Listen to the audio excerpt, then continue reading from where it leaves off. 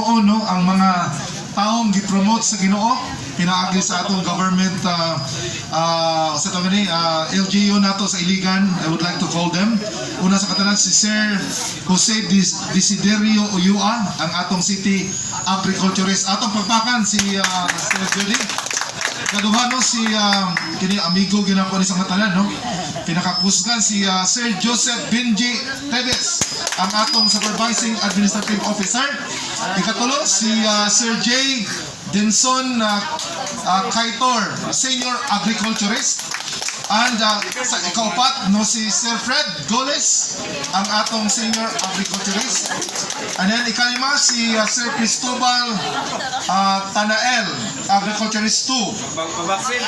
Nagpabaksin siya. So, tapos si Ma'am Ruth Panerio, agriculturist 2. And ang last but not the least, si Ma'am Joy Gomera. Okay, atong papakaning gi-promote sa Ginoo, no, kanutak na. And I request everyone to please stand. Kana po gustong basahon mga igsoon sa pulong sa Ginoo. And directly, no, ato nang ididikar pod appeal right after spontaneously ang atong building, no, sa City Agriculturist Office. Ang pulong sa Ginoo naggikan sa 1 Kronikas 29 hangtod sa 16. Allow me to read it in English. Ingon sa pulong sa Ginoo. Then David praised the Lord in the presence of the whole assembly, saying, O Lord, the God of our ancestor Israel, may you be praised forever and ever. Yours, O Lord, is the greatness and power, the glory, the victory, and the majesty. Everything in heavens and on earth is yours, O Lord, and this is your kingdom. We adore you as the one who is over all things. Wealth and honor come from you alone, for you rule over everything. Power and might are in your hand, and at your discretion people are made great and given strength. In verse 13, O Lord, we thank you and praise your glorious name. But who am I, and who are my people that we could give anything to you?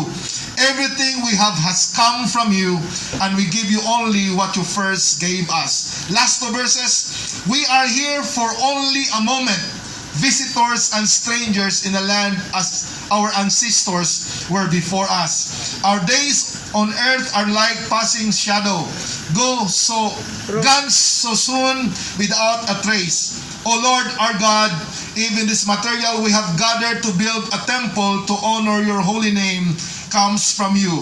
It all belongs to you. Ang Ginoo magapanalangin sa pulong, ang thanksgiving o ang pagdedicate sa ka-building is an expression of acknowledging the name and the power of the Lord. And so kanutak na kining mga nagtindog, mga newly promoted and appointed leaders sa City Agriculture's Office, sila nagbarog, no, pinasikad sa nindot na plano sa Ginoo sa ila, all the rest of us, and also to dedicate this building. And so let's come before the presence of the Lord right now. Here with me, no, ang akong gigunitan usa kini ka anointed oil, an olive oil na ginagamit sa Israel when they dedicate and set apart a thing to become holy before God. So atong pag-ampo ng Ginoo maga-honor even as we gather, no, talking about His name. Let's pray, mag-ampo ta. Amahan nga langitnon, kami nagpasalamat kanimo karong takna sa kautuhon.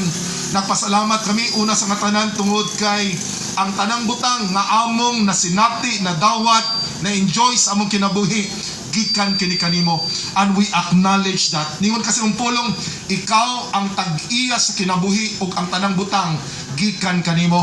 Kauban sa among mga city officials nga niya karon, especially ang among binangga Ginoo nga usab imong alagad si Monsignor Jemar Veracruz, among city vice mayor. Akong pag-ampo uban sa mga councilors nga niya karon takna nga kami Ginoong Dios uban aning appoint nga na-promote nga mga leaders. I declare that your Lord favor, your wisdom, your knowledge will be upon them.